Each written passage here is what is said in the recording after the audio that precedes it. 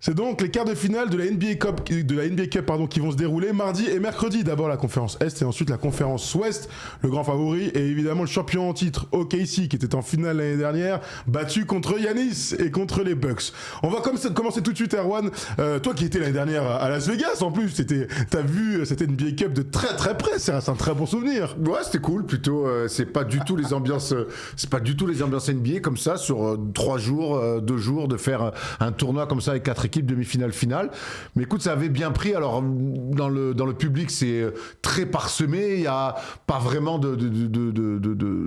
d'équipe qui joue à domicile. Mais écoute, ça avait eu son charme. Après, la finale avait été tellement dramatique de la part d'OKC et les Bucks avaient tellement dominé que finalement, il n'y avait pas vraiment eu une ambiance de fou. Mais je trouve que le concept, et ça fait 2 ans qu'elle existe, je trouve que le concept a le mérite d'exister, de perdurer. J'espère en tout cas que c'est devenu un vrai objectif. C'est un trophée. Je trouve qu'en 2 ans déjà, c'est devenu, pour sa 3e année, c'est devenu un trophée à soulever, à remporter. Voilà. Absolument. Ça remplace évidemment pas un titre NBA, mais je trouve que... Mais dans l'histoire d'une saison, la preuve, c'est qu'on en parle aujourd'hui. Je vous donne les affiches.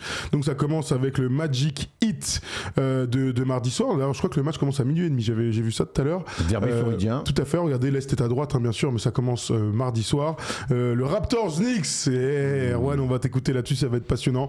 Dans la conférence Ouest, Thunder Suns, a priori sans Devin Booker, a confirmé parce qu'il est out depuis une semaine. Et un très bon Lakers Spurs. Le problème, c'est qu'on a promis de ne pas parler des Lakers jusqu'en 2026, donc on ne fera pas cette preview. Pourtant, Victor Wembanyama devrait jouer. Allez, on commence tout de suite. J'espère que c'est pas vrai ce que tu dis. C'est évidemment une blague. Je suis taquin. Pardon ? C'est à minuit, voilà, c'est exactement le premier match là, de la conférence Est entre Orlando et Miami est à minuit. On en parle dans un deuxième temps. Commençons par le Knicks Raptors et on regarde la cote sur Winamax, Erwan, pour voir si tes petits Knicks chéris sont parmi les favoris. Regarde ça, le Raptors Knicks deuxième ligne là est à 2,05, 1,50 les Knicks. On reviendra sur Orlando Miami juste après. Comment tu abordes toi en tant que fan des Knicks? Tu parlais de marquer le coup du début de saison et tout. Les Knicks ont l'objectif d'aller en finale NBA. Ça peut aussi commencer par le gain ou au moins une finale du NBA Cup.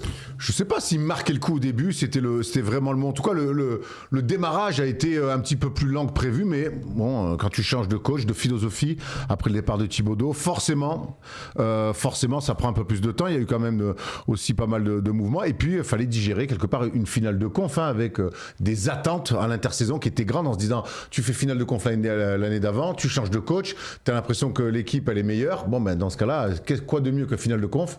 Ça s'appelle une finale NBA. Donc, quelque part, les attentes autour des Knicks n'ont jamais été aussi élevées depuis 20 ans. Je trouve que ça a pris du temps, mais que finalement, petit à petit, je ne suis pas encore totalement convaincu par le style de jeu. Je ne vois pas encore une empreinte Mike Brown, des joueurs qui arrivent collectivement à produire un basket où je me dis, waouh, on est en place. Par contre, c'est une équipe qui gagne. Voilà, c'est une équipe qui gagne. Il y a des certitudes sur pas mal d'individualités. Et je trouve que les rotations sont en train de se mettre en place. On va même un petit peu parler de Gershon, qui est en train finalement, au courage, au forceps, avec le peu de temps de jeu qu'on lui donne, de montrer qu'il peut finalement peut-être mériter un petit peu plus. Donc voilà, je les ai trouvés très bons face à Orlando sans Karl Anthony Towns. Voilà, je trouve finalement que ces Knicks sont en ordre de marche et sont logiquement deuxième de cette conférence. Ils sont donc deuxième, 16 victoires et 7 défaites. Ils vont jouer contre Toronto qui fait partie des bonnes équipes de la conférence Est. J'allais dire la surprise générale, non, juste une équipe qui a ses joueurs qui ne sont pas blessés et qui peut enchaîner. Ils sont quatrième avec un bilan de 15 victoires et 10 défaites. Avant de parler de la confrontation, ils sont à 3 défaites d'affilée et une défaite hier contre Boston. Elles sont pas belles les 3 défaites là. Non, hier c'est clairement le match dimanche midi, on n'est pas prêt à jouer. Alors ça marchait que pour Toronto parce que le début de match de Boston lui est très bon. On en reparlera dans une autre vidéo de Boston, mais je trouve ils sont en train un petit peu de marquer le coup. Alors c'est une équipe qui a beaucoup de talent. Brandon Ingram est très très bon, mais c'est une équipe à réaction et on l'a vu hier face à Boston. C'est une équipe qui est beaucoup dans la réaction. Le problème c'est que quand tu cours tout le temps après le score, tu maîtrises un petit peu moins ton destin. Ça s'est vu hier contre Boston. Ça s'est vu hier aussi. Ça s'est vu sur les 3 derniers matchs aussi des Raptors. Ils enchaînent un peu les défaites. Attention quand même, c'est une équipe, même si ils nous ont plu sur ce début de saison, ils n'ont pas non plus une marge incroyable. Donc si tu commences mal les matchs, si tu laisses des détails un petit peu en route comme ils le faisaient beaucoup moins en début de saison, attention. Ils ont enchaîné 9 victoires d'affilée, on en a parlé il y a 2 semaines maintenant, et là ils ont enchaîné sur les 6 derniers matchs 5 défaites, dont l'une le 1er décembre, c'était contre les Knicks, c'était à New York, victoire 116-94 des Knicks, c'était la première confrontation entre ces deux matchs-là. Je vous donne un petit peu le box score, même si il y avait 41-22 à la fin du premier quart, donc il y avait un sacré écart. Jalen Brunson, il a joué, il est là. Il a marqué 18 points et fait 7 passes dans ce match-là. 22 points pour Towns, 20 points pour Josh Hart. De l'autre côté, le meilleur score, c'était Quickly avec 19 points et Scottie Barnes avec 18. Comment tu te projettes sur ce match-là? On le rappelle, match coup près, ça compte quand même. Merci. Dans ces moments-là. Donc l'expérience va faire foi, la solidité défensive. Comment tu abordes tout ça? Alors plein de choses. Alors je vais me positionner en tant que fan des Knicks et c'est pas trop compliqué pour moi. Je me souviens que quand Atlanta avait tapé les Knicks et les avait privés d'aller au Final Four de cette NBA Cup, et je l'avais eu très mauvaise. On se souvient, Triangle était venu faire une nouvelle fois la chanson Tout à fait. au Garden. Et ça m'avait gonflé parce que j'avais envie de voir les Knicks à ce Final Four là. Aujourd'hui, New York, ça fait la dernier titre qu'ils ont gagné, c'est 73. Tout à fait. Voilà. Donc il y a pas de aujourd'hui, je suis pas persuadé que cette équipe-là, cette franchise-là plutôt, elle ait le luxe de se dire ça nous intéresse pas. Tu rajoutes à ça le fait que cette équipe-là, avec un nouveau coach, c'est du vécu de match couperé. Où tu peux te projeter sur un match 6 où tu dois finir une série, ou un match 5 où tu es peut-être au bord d'élimination. En tout cas, c'est, je trouve déjà, se mettre dans une position où justement tu n'as pas à attendre 8 mois de saison régulière et les playoffs. Donc je trouve que ça peut être une bonne répétition, plus même, ou un bac blanc si tu préfères, pour ces Knicks-là, de dire ce match-là, favori, on ne doit pas le perdre. Dixit, ce qui s'est passé l'année dernière, notamment en playoff, face à Indiana.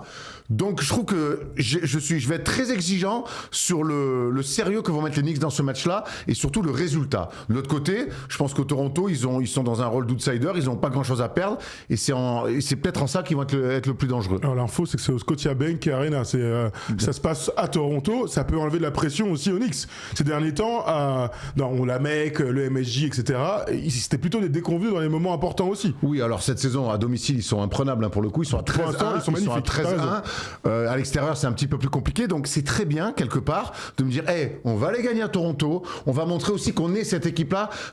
Ou quand ça compte, quand ça nous emmène sur un Final Four, qui sont tous passés par la NCAA, il y a quand même une connexion Villanova, c'est des mecs qui ont gagné des titres universitaires, donc ils savent ce que c'est ces matchs couperés-là. J'aimerais voir en tout cas un sérieux plus de la part des Knicks. Allez, je te propose d'abord de répondre à ce sondage. Qui sort de l'Est? On vous a mis les 4 équipes, vous pouvez y répondre sur Twitch ou sur YouTube. Je te propose d'accueillir notre premier auditeur. Allez. Et apparemment, c'est un fan des Knicks. Donc on va voir. Est-ce qu'il est aussi fan de l'OM? C'est la question qu'on va se poser. Salut Harris, tu nous entends? Salut les gars, vous m'entendez bien? Ouais, impeccable. Tu vas bien? Ça va et vous? Ah, ton prénom c'est Arif, j'ai dit Harris, excuse-moi. C'est Arif. Pas de soucis. Pas de soucis. Bah alors, je le disais, t'es plutôt sympathisant des Knicks. Encarté aux Knicks. Et de longue date. Je viens prêter main forte là, Erwan. On a toujours besoin de main forte quand on est fan des Knicks. Exactement. Bon, alors, comment tu vois ce quart de finale là? Ça se passe à Toronto. Est-ce que les Knicks vont aller gagner sur leur parquet? J'espère, il faut. Comme l'a dit Erwan tout à l'heure, en fait, moi, ça va faire une dizaine d'années que je suis fan des Knicks. C'est cool depuis ces 4-5 dernières années, on va dire. Mais avant ça, c'était quand même un grand vide, et ce depuis 50 ans d'ailleurs. Donc, de mon vivant, j'aimerais voir les Knicks gagner au moins une fois, même si c'est une petite NBA Cup, même si je pense qu'en vrai, si je dois être très réaliste, je pense que c'est le Thunder qui va gagner à la fin. Mais je pense vraiment que les Knicks ont au moins une finale à jouer, sachant que le bracket à l'Est n'est pas non plus hyper compliqué. Je pense personnellement que les Knicks sont les favoris à l'Est, donc je pense qu'on doit le faire, on doit aller au bout, au moins en finale. Et après, oui, c'est le Thunder en face, mais en un seul match, tout peut se passer. Donc voilà, je mets un gros billet, on va dire, sur New York pour ce bracket à l'Est en tout cas. Je rappelle que RJ Barrett est out.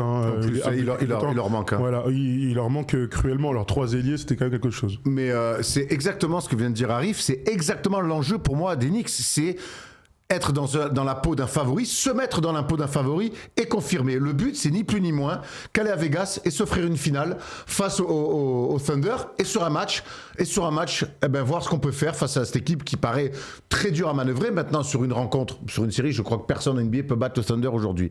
Mais en tout cas, sur un match, on sait que tout peut être possible. Mais je trouve que c'est... Je te dis, je parle de répétition, mais... Ouais, il y a cette idée-là de se mettre en tout cas dans les conditions, dans la peau d'un favori qui doit, quoi qu'il arrive, aller en finale de NBA Cup. Si c'est pas le cas, ça veut dire que les Knicks seront pas vraiment fait le taf. Et donc on pourra peut-être, on sera mi-décembre à peu près, commencer à tirer certaines conclusions. Oui, je suis d'accord. Surtout que, en fait, là, ça va faire surtout, allez, on va dire 2 ans que les Knicks sont vraiment dans le haut de la conférence Est. Déjà, ça fait 2 années de suite qu'en NBA Cup, on se fait sortir à chaque fois en 8e. On arrive dans le top 4, on va dire, des poules. Mais ensuite, on se fait à chaque fois sortir en quart de finale. Donc là, j'aimerais qu'ils aillent déjà un petit peu plus loin. Et ça leur permettrait aussi même si ça reste, voilà, anecdotique, c'est une NBA Cup pour l'instant. Peut-être que ça deviendra plus important avec le temps, les années à venir. Mais en tout cas, ça mettra un point d'exclamation face aux adversaires à l'Est, une fois les playoffs arrivés aussi. Tiens, les Knicks, ils ont quand même réussi à performer lors de matchs couperés. Et ils ont une belle expérience aussi sur les années précédentes en playoffs. Donc c'est important aussi de mettre un petit point d'exclamation, de mettre tout le monde d'accord, même si après, voilà, comme on a dit, en finale, ça peut être compliqué face au Thunder, mais c'est déjà important de faire peur à la conférence Est, je pense. J'aime bien comment on se projette déjà. Je rappelle que c'est un quart de finale. Et à quel point le fait que ces deux équipes, alors c'était il y a 2 ans maintenant, se sont liés pour un trade, à quel point ça peut être important pour un joueur comme Emmanuel Quickley de briller face à Jalen Brunson. C'est vraiment un mec à l'orgueil, évidemment son talent, qui est capable de nous sortir une vraie perf. On sait qu'Emmanuel Quickley, on se souvient, son record en carrière de 40 points, on était au Garden ensemble pour le voir, c'était face à Houston. Il était adoré du public. Emmanuel Quickley, c'était le backup parfait de Jalen Brunson. Ils étaient même parfois associés tous les deux et ça marchait plutôt bien. Après, les Knicks ne pouvaient pas le garder, ne pouvaient pas le payer. Donc ils ont préféré aller chercher Giannunoby sur un autre profil et je crois que c'est ce qu'il fallait faire. Maintenant, Emmanuel Quickley, il se sentait bien et au Knicks, il connaît le business. Il n'a jamais fait de déclaration trop anti-Knicks, il me semble. Mais forcément, s'il peut les priver d'une demi-finale de NBA Cup, surtout qu'Emmanuel Quickley, il a énormément progressé depuis qu'il est parti des Knicks. C'est vraiment devenu ce qu'on attendait un petit peu de lui quand il était au Knicks aussi. C'était un rôle aussi un petit peu scoreur toujours, mais qui sait mettre un petit peu plus la main sur la balle, un peu plus gérer le tempo. Et je trouve qu'il le fait de fort belle manière depuis qu'il est meneur titulaire du côté des Raptors. Landry Shamet est out, car Anthony Towns devrait jouer, mais il est quand même game time decision. On surveillera bien sûr cet aspect pour les Knicks. Ça change absolument tout si Towns joue. J'invente rien toujours en vous disant ça. Bon, petit moment de prono. On va revoir les cotes chez les copains de Winamax là, ensemble. J'ai 2 fans des Knicks avec moi. Je me posais la question, tu vois, de qui va gagner. Oui, bien sûr, des 0,5 à domicile les Raptors, je le rappelle. 1,50 côté qu'est-ce qu'il y a? Je sais pas, il y a le deuxième écran là de Tom qui vient de passer. Disons qu'on sait sur quoi il fantasme maintenant. D'accord. 1,50 je disais pour les Knicks. Bon, Arif, les Knicks vont gagner facilement, un écart, tu dis quoi? J'espère bien. Maintenant, facilement, je pense pas, parce que Toronto a quand même bien débuté la saison et ils sont même surprenants.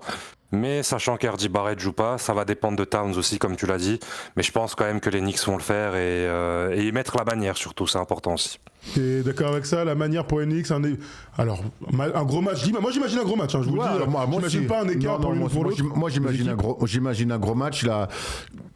J'imagine un gros match là-bas parce que ça va pas être simple et puis je pense que quelque part les Raptors ils sont pas programmés eux pour aller en finale de conf ou pour jouer le titre, donc quelque part eux pour le coup c'est un objectif qui pourrait d'ores et déjà dire super, on a réussi une belle saison, donc méfiate quand même d'aller jouer là-bas. Il y aura en plus une histoire dans ce match-là, c'est le retour d'Emmanuel Quickley, enfin c'est les retrouvailles de Quickley sur un match couperé face aux Knicks, à Toronto évidemment, mais moi je vois un match serré, compliqué.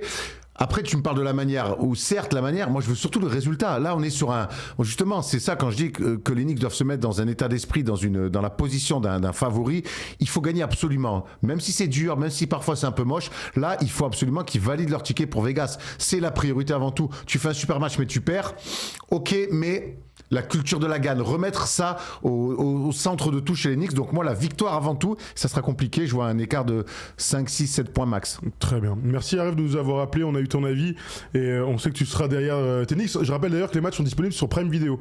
Important. Voilà, donc vous savez, c'est la première année où Bein partage chez Droit. Alors si vous avez le League Pass, c'est pas de souci, mais sur Prime Video, vous aurez les matchs de NBA Cup jusqu'à la finale. Voilà, c'est une petite information que je peux vous donner. Merci Arif de nous avoir... Salut Arif.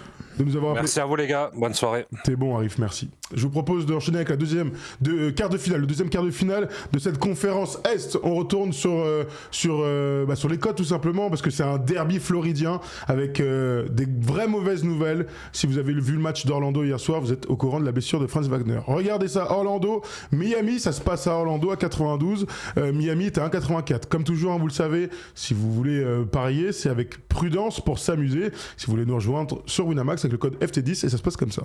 Depuis plusieurs années, Winamax est partenaire de notre chaîne. Et avec eux, tu peux utiliser ton expertise pour gagner de l'oseille en pariant sur toutes les compétitions de basket. Sur les matchs, mais aussi, et ça on adore, parier sur les perfs des mecs. Tiens, je sens bien qu'un Serbe va faire un triple-double. Paris plutôt safe. Tu peux aussi miser sur qui sera le meilleur scoreur, le meilleur passeur, et même miser sur les duos. Bref, l'offre basket Winamax n'a jamais été aussi complète. En plus, ton premier pari peut être remboursé en cash à hauteur de 100 € maximum. Et vu qu'on est sympa, on t'offre même un petit bonus de 10 € lors de ton premier dépôt avec un code FT10. Plus d'infos en description. On rappelle quand même, le plus important, c'est strictement interdit aux moins de 18 ans. On est là surtout pour s'amuser. Alors donc, ce match entre Orlando et Miami. Alors déjà, point de contexte, Orlando et Miami sont à égalité, 14 victoires et 10 défaites, 5e et 6e équipe de la conférence Est. On va commencer par Orlando parce qu'hier on a vu, surtout vécu, parce que le match était à 18h, l'énorme tuile de Franz Wagner. Incroyable, c'est le même jour que sa blessure l'année dernière. Alors apparemment, c'est pas si grave que ça, il serait absent de 2 à 4 semaines. Quand même, hein, évidemment, donc il jouera pas demain soir. Mais c'est une blessure à la cheville, il n'y a pas de truc structurel, il n'y a pas d'opération. C'est déjà une bonne nouvelle, il va revenir dans la saison. Parce que quand j'ai vu la blessure, waouh! On veut plus, on en a marre de cette stat terrible du pourcentage de stars trop élevé qui sont absentes. Et hier, elle est vilaine la faute. Elle est vilaine la faute de Akporti là. Elle est Hugues Porti. Ouais. Elle est pas belle. Il est en retard. En plus, il est d'origine allemande lui aussi. C'est un Togolais allemand, c'est ça? Béninois allemand. Je crois. Ouais. Elle est pas belle la faute quoi. Il est vraiment à la bourre. Alors il s'excuse. Il y a aucune volonté. Hein, mais bon la faute elle est vilaine. Donc tant mieux si écoute c'est que 2 à 4 semaines. On se souvient l'année dernière comment les blessures ont flingué la saison du Magic. En tout cas ce qui est sûr c'est qu'il sera pas là pour la NBA Cup Pépère. Absolument. Donc quelques résultats d'Orlando. Tu m'en dis un mot avant d'aller sur la confrontation. Défaite contre les Knicks, donc c'était le match dont on parlait, 106-100. Victoire contre Miami, c'est bien, on a eu un match, un derby floridien il y a quelques jours, donc je vous donne quelques stats. En plus, c'est un bête de match, ça a fini avec un point d'écart, 106-105, un Norman Powell à 28 points, un Franz Wagner à 32, donc ça nous donne il fait une belle saison Norman Powell, hein. Ouais. Quoi, qu'est-ce qu'il y a, il était pas assez bon pour le Clippers? Je sais pas, il aurait pu rester aux Clippers, non? Il y avait Bradley Beal sur le marché. Alors, s'il y avait Bradley Beal, alors Orlando, en tout cas, est dans une bonne Grey's Anatomy, Bradley Beal, hein, et il est pas docteur, hein, je te dis dire. Voilà, je dis ça, je dis rien. Le Magic, vous vous souvenez, hein, est-ce que j'ai pouvoir rejouer au basket? Non. Ils étaient à 4 victoires, à 4 défaites sur les 5 premiers matchs, et depuis, ça va beaucoup mieux. Ils se sont remis en marche, en fait, avec Paolo Banchero qui est pas au top. Tu sais, il y a plein de trucs à dire, et pourtant, cette équipe joue bien et gagne des matchs. Ouais, il est pas bon, tout simplement. Paolo Banchero, allons-y. Il est pas comme j'imaginais. Hier, face aux Knicks, il est catastrophique. Mais bon, écoute, ils arrivent quand même à gagner. Je trouve qu'ils se sont remis, pareil, avec des gens qui se sont un petit peu... qui ont pris aussi un petit peu des responsabilités. On pense évidemment à Anthony Black. Tout à fait. Qui est magnifique. Ouais, Jalen Suggs, c'est un bon joueur. Ouais, magnifique. Jalen Suggs qui revient très bien aussi. Ouais. Et puis derrière, il y a toujours plein de joueurs. Desmond Ben a enfin retrouvé un peu d'adresse, même s'il est complètement cinglé. On s'arrête là-dessus, si tu veux bien. Alors déjà, il est auteur d'une énorme faute il y a quelques semaines. Et là, il joue à la balle au prisonnier, mais pourquoi il fait ça? Tom, tu peux nous retrouver l'image, s'il te plaît? Je pense que vous l'avez tous vu, mais pour ceux qui l'ont peut-être pas vu, c'est un move que je ne comprends pas. Regarde, on vous la remet. Il n'y a aucune raison de faire ça, il peut repartir en contre-attaque. Qu'est-ce qu'il fait? Et Oji n'est pas content. Tu as été témoin, j'en ai fait des dingueries sur les terrains. Oui. Ça, j'ai jamais fait. Ça, c'est niveau Pépé Real Madrid quand il met un penalty bouche à un mec. Moins dangereux. Mais jeter la balle comme ça sur un mec qui est par terre... Il est gentil. Heureusement qu'Anunoby, il est gentil. Ouais, c'est un bon gars. Après, l'autre, je sais pas ce qu'il vaut, la petite boule de muscle avec ses gros brandillons. Bon, Anunoby, ça doit pas être rigolo. Il a pas une grande allonge. Mais il a des gros bras quand même. En tout cas, ça dénote quand même. Il avait été déjà très énervé. On se souvient, il s'était fait expulser à Atlanta. Il avait fait aussi une dinguerie en début de saison. C'était avec les. Non, c'était cette saison-là. Si, il a fait une énorme faute. Voilà, il a fait une contre Atlanta, je sais plus. Si, c'est contre Atlanta. Mais bon, sûrement. on se souvient que on aime bien Desmond Bane. On se souvient qu'avec les Grizzlies, il a aussi vécu un petit peu ce côté. On est une bonne équipe, mais on a des attitudes qui nous ont flingués. Attention de pas revenir et faire la même chose avec le Magic. Donc oui, c'est une équipe qui joue dur. Là, il se rend pas service, à son équipe. En fait, il est suspendu 3 matchs. Est-ce qu'il va pas rater le quart de finale?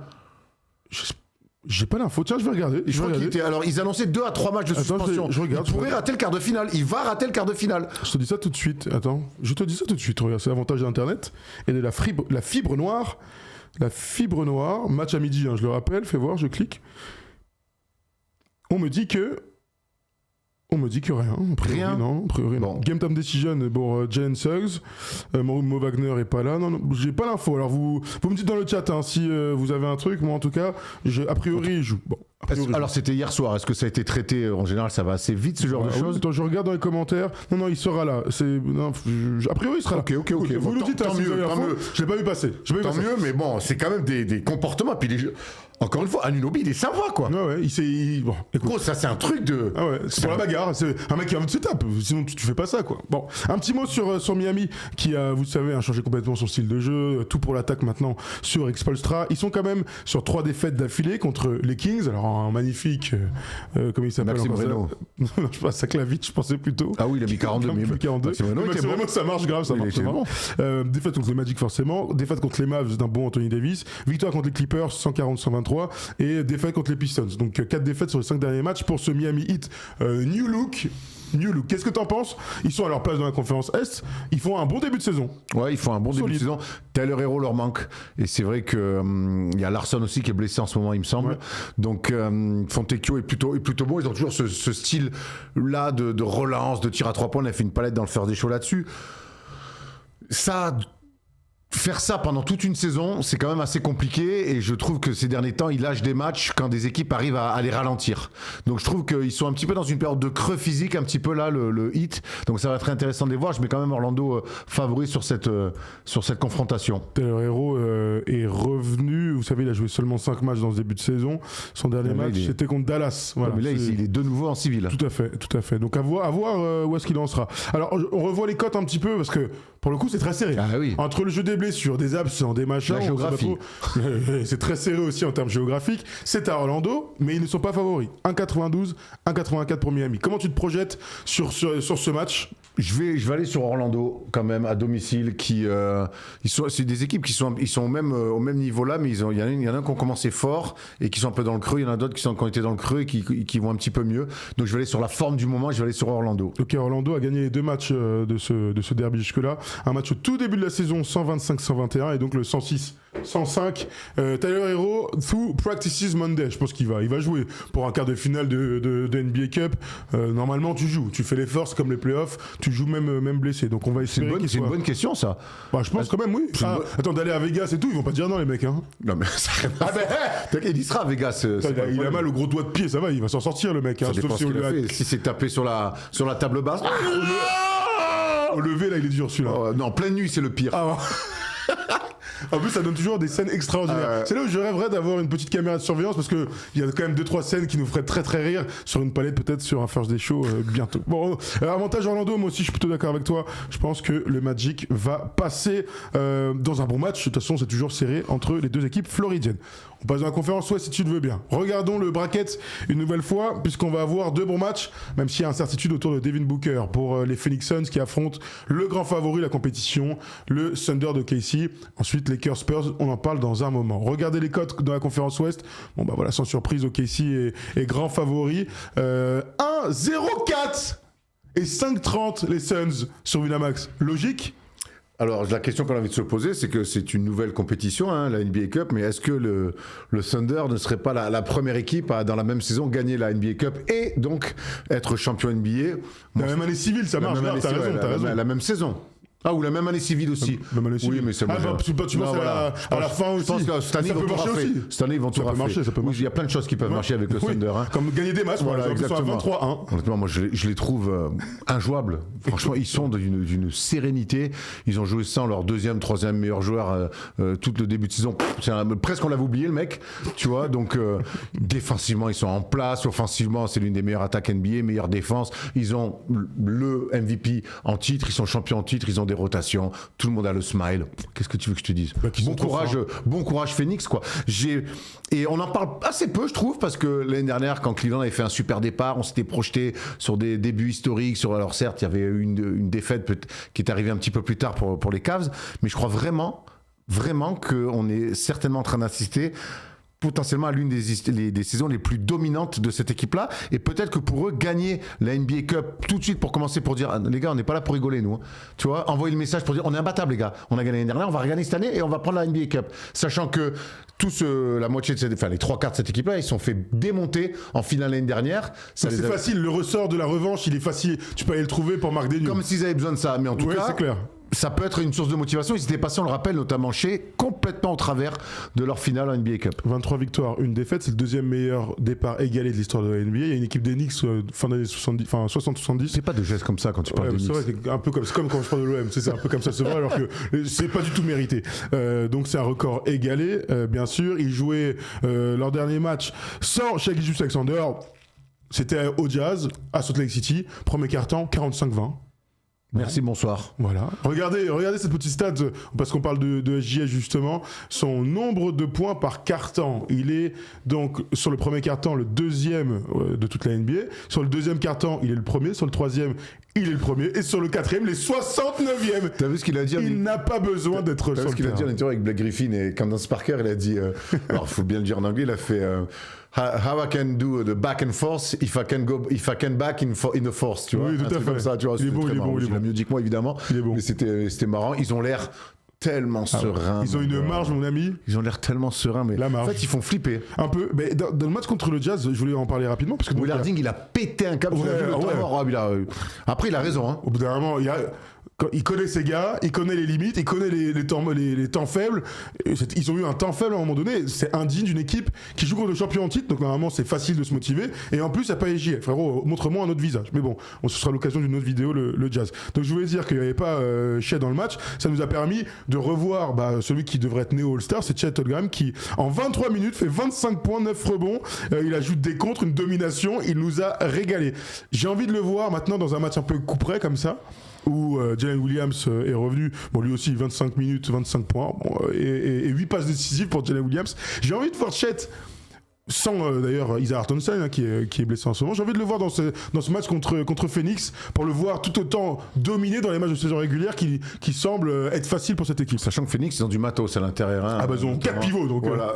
Donc ça va être intéressant. Mais moi, Chet Holmgren, j'ai envie de le voir. J'ai envie de le voir.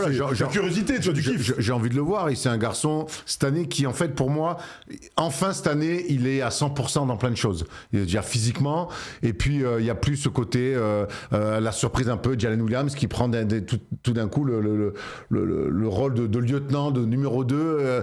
Voilà, je trouve qu'il a plutôt bien géré. Il a jamais trop forcé, mais enfin là, libéré des blessures, on est en train de voir tout le talent et tout le joueur qu'il est censé devenir. On rappelle que c'était quand même le némésis de Victor Wembanyama. On en rêve d'ailleurs. Moi, je ne mets pas une croix du tout sur ce duel-là qu'on a peut-être un peu oublié, mais que j'espère un jour reviendra vraiment dans l'actualité, parce que quand je vois ce que les Spurs sont en train de construire et quand je vois la jeunesse de cette équipe du Thunder, peut-être que quelque part on aura des joutes de playoffs incroyables entre les deux dans les années à venir. Mais oui, Chet Holmgren, il fait kiffer. Alors un mot sur les Suns. Donc ça fait une semaine que Devin Booker n'est pas là, donc il y a quand même une grosse interrogation. Ça change bien sûr tout le paysage pour cette équipe de Phoenix. Je vous rappelle quand même que les Suns, parmi les bonnes surprises comme Toronto dans la conférence Est, eh bien les Suns font partie de ça. Ils sont à 13 victoires et 10 défaites. Ils sont à 5-5 sur les 10 derniers matchs. On en a parlé dans une précédente vidéo, on a parlé des inventions de joueurs, de la solidité, d'une équipe bien née. Jalen Green, on l'a pratiquement pas vu de la saison. Pourtant Dillon Brooks fait une saison limite de All-Star. Il y a beaucoup de bonnes choses à raconter. Bon, ils sortent quand même, ils ont pris une rouste là contre les Rockets, 117-98 et ils ont gagné contre les Lakers il y a quelques jours, cette belle avec équipe un odieux Dillon Brooks dans le comportement, mais j'adore. Ça fait partie du jeu. Quand je dis odieux, c'est un hommage. Quand je dis odieux, c'est un hommage. Il est dans son rôle là et puis il l'assume et je crois que ça c'est ce qu'il est, ça le galvanise. Il a épousé ce truc-là. Ouais, puis même je crois qu'il emmène les gens avec lui en faisant ça, tu vois. Bah t'as pas envie de jouer contre lui, mais t'adores l'avoir avec toi, tu vois, c'est ce type de mec là. Quand il va checker le Luka au lancer franc et tous les mecs qui sont là, qu'est-ce que tu fais? Qu'est-ce que tu fais, gros? Bon alors, je vous donne quand même les petites infos sur ce match, ce match là qui va se dérouler à 1h30 du matin, pardon, le Phoenix contre OKC. Je regarde, du coup, out Devin Booker est out. C'est officiel. J'avais pas vu l'info, je crois qu'il était game time decision. C'est Dillon Brooks qui l'est. Jalen Green est aussi game time est out, pardon. Lou Dort, Hartenstein, Alex Caruso, Isaiah Joe et SGA sont game time decision. À vérifier, ils ont 2 jours pour se remettre. On a vu les cotes là, tu imagines une fessée complète ou Gillespie est encore capable de nous faire des miracles? Non, parce que les Suns prennent rarement des fessées, il me semble. C'est plutôt une équipe bien construite, tu l'as dit, bien née. Une équipe sur qui il y a finalement beaucoup moins d'attentes que les saisons précédentes depuis le départ de Kevin Durant. Donc non, c'est une équipe qui est plutôt cool à voir jouer, qui est plutôt bien structurée, avec un bon secteur intérieur, des mecs qui mettent dedans aussi. Voilà, et toujours intéressant de voir notre ami Dillon Brooks quand même, qui je trouve, tu as raison, il fait une saison de quasi All-Star. Maintenant, ils vont pas avoir la profondeur, encore moins avec la blessure de Devin Booker. Donc je les vois quand même gentiment perdre d'au moins une dizaine de points. C'est quoi le scénario si s'offre Money Time? Il y a 2 semaines, un peu moins de 2 semaines, il y a eu un match serré. Il y a eu un match serré entre les deux équipes. C'est leur premier match de la saison. Non, mais je te donne l'info. C'est shooté à 55% à 3 points sur le match. Et, voilà, donc vraiment le match miracle. Bah un peu, ouais. Ok. De toute façon, le problème face au Thunder, c'est qu'ils sont dans un soir où ils sont moins adroits, moins inspirés en attaque. Bon, déjà, faut que ça tombe, hein. Mais derrière, ils défendent tellement fort qu'en fait, en attaque, ils peuvent se permettre tellement plein de choses qu'ils défendent tellement fort. Et ça, par contre, c'est intangible, ça ne bouge pas. Tous les soirs, ça défend. Il n'y a pas un soir où ils vont encaisser 125, 130 points. Donc non, je vois pas Phoenix s'en sortir. Dans le premier match entre les deux équipes, rappelez-vous un petit peu, OKC dominait assez largement avant que les Suns fassent un push de ouf dans le 4e quart. Et finalement, OKC dans le Money Time avait réussi à contrer le comeback fou des Suns. On se souhaite à tous un match de cette envergure-là. On espère qu'il y aura un match serré, qu'ils vont arriver, sans la pression, un peu relâchée comme ça. Ça peut arriver les matchs comme ça. C'est tout ce que je vais espérer parce que moi les plus 40 ça m'amuse pas trop. Sur les 4 matchs là qu'il y a, c'est pas sur celui-là que je vais mettre 1-0-5 terrible. Bon, finissons sur le dernier match, le dernier quart de finale avec l'un des anciens vainqueurs de cette NBA Cup. Le premier vainqueur dans l'histoire, c'était LeBron James et c'était les Lakers. Donc les Spurs devraient retrouver Victor Wembanyama. C'est la première info, hein. C'était annoncé, il a repris l'entraînement. Il devrait jouer Victor Wembanyama. C'est la bonne nouvelle parce que la NBA sans lui, c'est quand même un petit peu moins drôle. Regardez les cotes avant qu'on se projette sur les deux équipes et la confrontation, c'est beaucoup plus serré, heureusement. Les Lakers jouent à domicile déjà à 4h du mat, 1,46 et les Spurs c'est à 2,15. Parlons vite fait des Lakers, Erwan, puisque hier il y a eu un super match de basket encore avec LeBron, Papy LeBron qui a mis 10 points dans le Money Time pour faire gagner son équipe. Quand même, le mec est increvable, quoi. Ouais, mais il fait gagner LeBron en ce moment entre sa passe décisive pour Rui Hachimura, plus hier sa fin de match face aux Sixers. LeBron et son interview d'après-match, elle est tellement intéressante, elle en dit tellement sur LeBron James. En fait, c'est que il se gère et il doit se gérer. Il dit ce soir j'avais des bonnes jambes, je me sentais bien, donc on a retrouvé un LeBron saignant qui s'occupe de tout. Mais on comprend aussi, on lit entre les lignes sur cette interview qu'il y a des soirs où il va plus être dans la passe, il va plus être là pour fluidifier le jeu et pour amener la présence de LeBron sur un parquet, parce que quand il est là, forcément c'est un danger pour les défenses. Mais il y a des soirs, il pourra moins faire. Donc c'est pour ça qu'il a fait un match à 8 points, qu'on l'a vu aussi frôler avec c'est des matchs à 10 points, à peine un peu plus, parce qu'il y a des soirs où il n'a pas les cannes. Et c'est qu'il n'a pas eu de préparation, de préparation de sa blessure. Mais c'est là qu'on voit que c'est un mec ultra intelligent. Donc il va choisir les soirs. Et hier, clairement, on a vu... C'était son soir. On a vu était moins bon. On a vu Luka lui dire vas-y papy. Il a dit et puis après les célébrations, il a tout mixé. Donc il a dit... Oui, il a fait la totale. Il a fait comme les enfants à Noël. Il a tout pris, il a tout graillé. J'avais besoin de faire tout ça, de comics et tout ça. En tout cas, voilà, c'est un bon bâtard quand même. Le mec, il a 42 piges, il est bientôt là. 41. Ouais, bientôt 41, voilà, bientôt 42. Oui, bientôt, en décembre, il est fin décembre. Moi, je te dis, je fais 1h15 à la houppe parce que je mets 4 jours à m'en remettre, mon gars. Par rapport à un match NBA, c'est moins intense la NBA. Hein. C'est vrai. C'est Lucas qui le dit. Hein. Ça, c'est pas faux. Tu vois, Lucas, il est parti en Slovénie accueillir son deuxième enfant. Hop, il revient, il fait un super match. Et les Lakers sont donc deuxième de la conférence Ouest avec un bilan de 17-6. C'est le même bilan que les Denver Nuggets. Objectif donc pour les Lakers aussi, tu sais, quand tu veux marquer ton coup, machin, il y a un gros match à jouer et une éventuelle demi-finale face à OKC qui en dira long sur l'écart.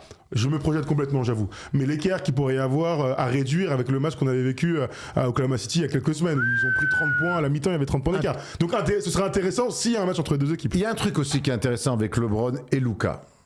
C'est que Luka, mine de rien, on l'a toujours dit, aux Lakers, c'est la winning culture. Ça veut dire qu'au bout d'un moment, si tu passes aux Lakers et que tu gagnes rien, ta boîte Luka, il n'y aura pas de maillot accroché, il n'y aura rien. Donc c'est l'occasion peut-être pour Luka de gagner son premier titre avec les Lakers.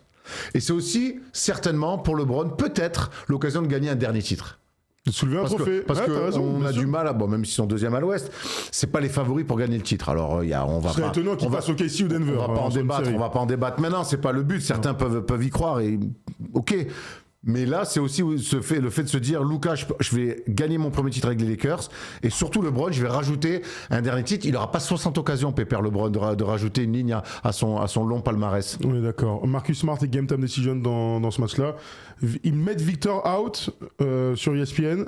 Ah non vérifier, parce qu'il avait, normalement, il avait coché le retour lors du 10, hein, c'est mercredi soir, le match entre les Spurs et les Lakers. Après, les Spurs, c'est l'équipe bien chiante à jouer dans ce tournoi. Des gamins, des jeunes qui ont la dalle, qui veulent eux aussi, je pense, qui ont une soif de gagner. Et il y a déjà eu un match entre les deux équipes, ça s'était joué sur la fin du game 118-116. Bon, victoire ou pas victoire, quoi qu'il arrive, les Spurs ont continué à jouer et ont continué à gagner. Ils ont perdu contre Cleveland, là c'est leur dernier match, mais avant c'était victoire contre Orlando, contre Memphis, victoire contre les Nuggets aussi 139-136. Donc ça va bien. Jaren Fox c'est bon, l'équipe joue bien au basket, on l'a déjà dit la semaine dernière. Ils vont avoir une chance de toute manière, ils vont avoir une chance de s'offrir une demi-finale à Las Vegas. En tout cas, il y aura le match pour, et il est où le match? Il est à Los Angeles. À Los Angeles. Victoire, c'est les Lakers qui accueillent. Il se l'était vendu le match sur la fin de match à Los Angeles. Il avait fait plutôt un match correct. Victor n'avait pas été très bon. C'était l'un des premiers matchs où il avait été en souffrance cette année-là, mais ils avaient un peu vendu dans le Money Time. Les Lakers, je regarde, à domicile, ils sont à 7-3. Et les Spurs, qui sont 5e de la conférence Ouest avec 15-7, je ne l'ai pas dit tout à l'heure, à l'extérieur, ils sont à 6-5. Donc tout est possible. Je propose d'accueillir Soriba pour nous donner son petit prono et comment, joli prénom, comment il voit. Ah, magnifique. Comment il voit cette confrontation entre les deux équipes. Salut Soriba, est-ce que tu nous entends?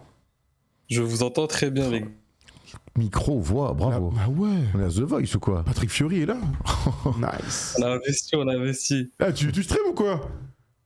Non, du tout. Mais je pense que je pourrais. C'est pour jouer à Warzone? Non, c'est pourquoi? sur la Play. C'est plus sur la Play. C'est important d'avoir un très bon micro. Bah ouais, on est d'accord, mais ça c'est pour le club FIFA ou un truc. Tu vas pas me faire croire, t'as juste acheté un petit micro comme ça, tu vas pas nous avoir. Hein. Ça c'est un streamer, je le reconnais. Bon alors, non. Dis-nous comment tu te projettes sur ce match, est-ce que tu vois une tendance se dégager? Sur les Lakers et les Spurs. Tout à fait. Je pense que quand même il y a les Spurs avec l'absence de Wemby, je pense que ça va beaucoup jouer. Même une bonne dynamique, c'est pas une équipe qui perd beaucoup de matchs. Je trouve que Jaren Fox, il force pas trop les choses, il amène pas les choses à lui malgré ces absences-là. Après, quand on regarde quand même au niveau du papier, il y a quand même un écart. L'absence aussi de Stephen Castle, je pense que ça va se faire ressentir. Donc je vois quand même les Lakers prendre l'avantage sur ce match. Les Lakers qui ont gagné d'ailleurs en plus la NBA il y a 2 saisons, je crois. Je crois que c'est la. C'est ça, 2 saisons. Ouais. Et ça reste comme des joueurs d'expérience. Et après, moi, je vous avouerai, je sais qu'en tant que Français, on aimerait bien voir Wemby dans cette finale de NBA Cup, mais moi, j'aimerais bien voir une finale Lakers-Thunder. Je crois que tu ce pourras serait pas la voir la finale. Hein. C'est Est et Ouest. Hein. La demi-finale à Vegas. C'est une demi-finale. Oui. Oui, en gros, pour les finalistes de l'Ouest, j'aimerais bien voir un Lakers Thunder pour voir comment les Lakers peuvent. ont vraiment les armes là cette fois-ci au complet, parce que je crois que le premier match, LeBron il était. LeBron n'était pas là, ouais.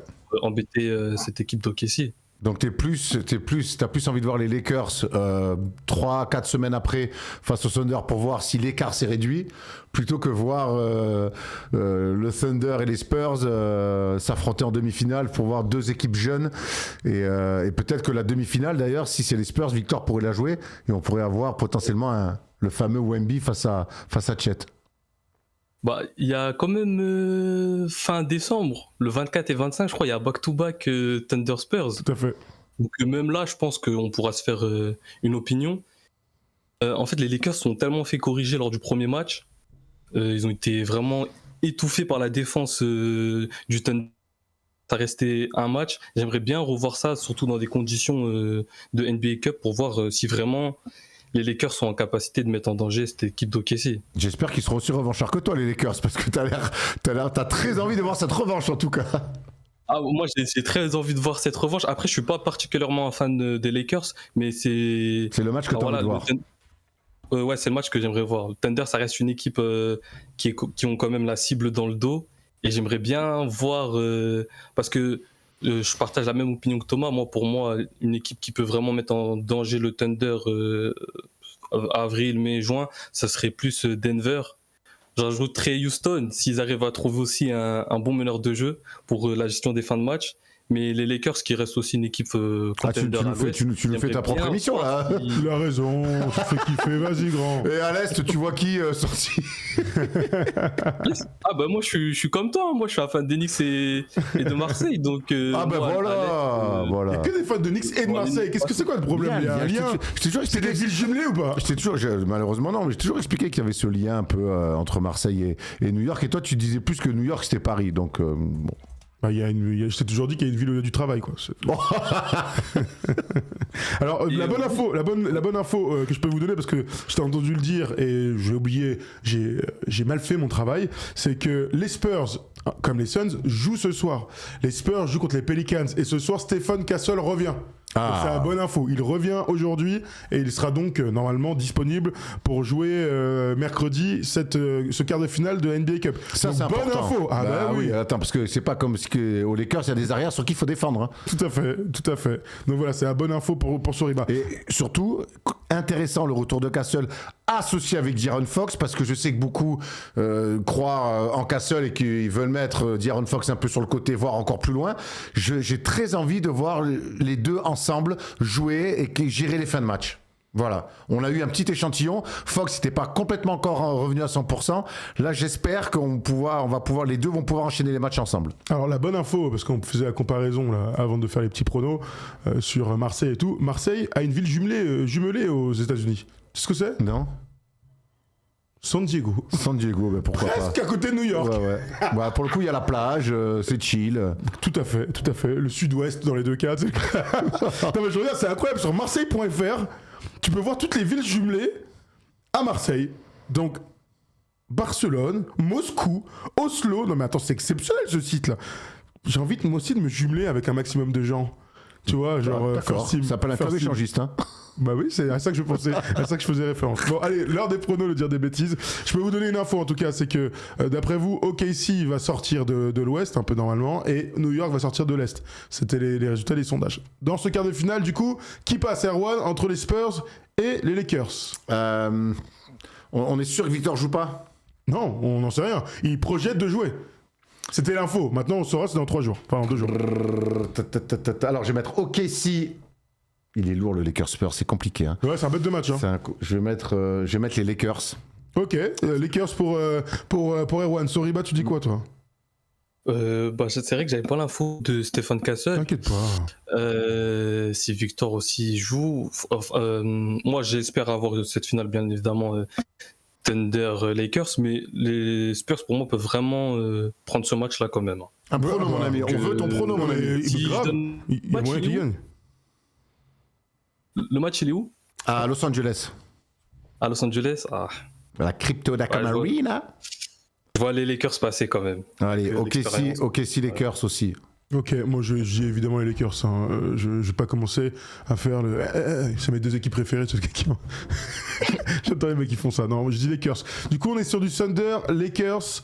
Et de l'autre côté, on a dit plutôt Knicks contre le Magic. On suivra tout au long de cette semaine les résultats. Et jeudi, on se fera un point NBA Cup. Évidemment. Voilà, dans le First Day Show. Dans le First Day Show, jeudi. Merci Soriba de nous avoir appelé. Salut les gars, bonne soirée. Tu nous rappelles quand ciao. tu veux avec ton micro suave et ta voix magnifique. Bravo. Le streamer. Merci à Soriba et merci à tous ceux qui nous appellent tous les lundis. C'est votre émission, n'oubliez pas. Vous avez nos pronos pour la NBA Cup si vous regardez en replay. Mais un pouce bleu, frère. Et puis sinon, on parle des Celtics maintenant.